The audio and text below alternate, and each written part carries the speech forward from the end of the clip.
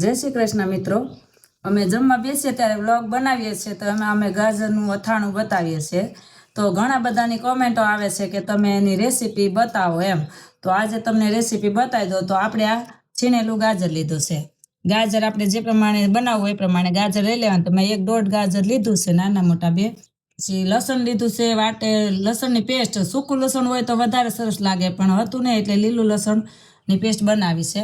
ગોળ છે, તેલ છે, મીઠું છે, અને મસાલામાં હું હવે જે નાખું તે તમે જોજો એડ ને ધાણા છે। તો સૌપ્રથમ આપણે ગાજર લઈ લીધા છે, એમાં આપણે થોડુંક લસણ બહુ નાખશો તો સ્પાઇસી લાગશે, એટલે ગાજર પ્રમાણે 2 થી 3 કળી જ નાખવાનું। તો આપણે થોડુંક એવું લસણ લેવાનું છે, થોડુંક લસણ નાખ્યું। સ્વાદ પ્રમાણે આપણે મીઠું એડ કરશું। પછી જેવું તીખું ખાવું હોય એ પ્રમાણે આપણે મરચું લઈશું। તો આપણે 1 ચમચી જેવું લાલ મરચું નાખશું। થોડી એવી હિંગ નાખીશું। 1 ચમચી જેવું તેલ એડ કરશું। 1 ચમચી જેવો ગોળ એડ કરશું અને લીલા ધાણા એડ કરી દઈશું। પછી આપણે એને સરસ રીતે મિક્સ કરી દઈશું, એટલે આપણું આ ગાજરનું અથાણું તૈયાર।